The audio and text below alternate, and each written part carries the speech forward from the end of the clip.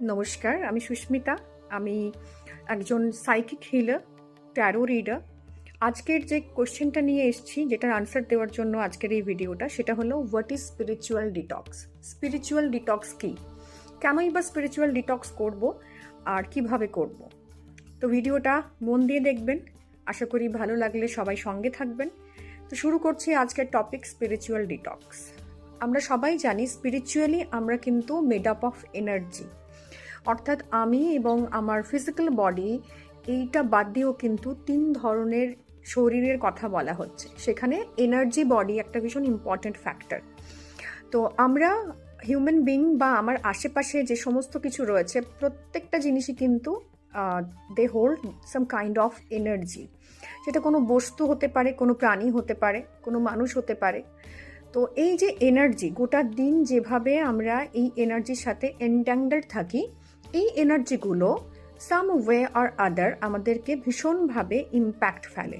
মানে আপনি সকালবেলায় ঘুম থেকে ওঠার পর যা কিছু এনকাউন্টার করছেন আপনার আশেপাশে, আপনার বাড়িতে, আপনি যাচ্ছেন কাজে, সেখানে বাইরে বেরোচ্ছেন, বাচ্চাকে স্কুলে নিয়ে যাচ্ছেন, তো যা কিছু করছেন কোনো না কোনো ব্যক্তি এবং কোনো না কোনো বস্তুর সাথে আপনি কানেক্টেড হচ্ছেন। এবং এই সমস্ত ব্যক্তি এবং বস্তু কোনো না কোনোভাবে আপনার এনার্জির ওপর ইম্প্যাক্ট ফেলে। এরপর আমরা যখন বেরোচ্ছি বা যে সমস্ত ব্যক্তি বা বস্তুর সাথে এনকাউন্টার করছি, সবসময় যে তার এনার্জি পজিটিভ হবে এরকম কোনো কারণ নেই। সেই কারণে আমাদের যে অরা ফিল্ড রয়েছে, আমাদের চারপাশে যে অরা ফিল্ড রয়েছে, সেটা কোনো না কোনোভাবে ইম্প্যাক্টেড হয়।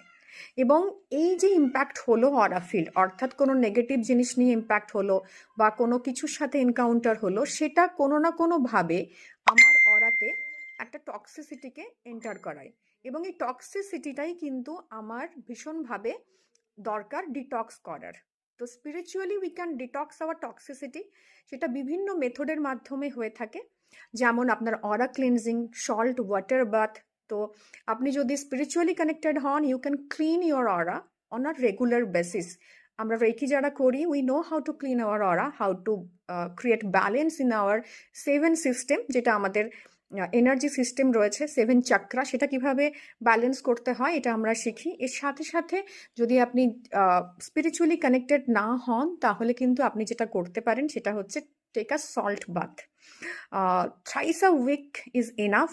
এর মাধ্যমে সল্ট বাথ নিলে we can clean our aura এবং স্পিরিচুয়ালি আমরা ডিটক্স করতে পারি।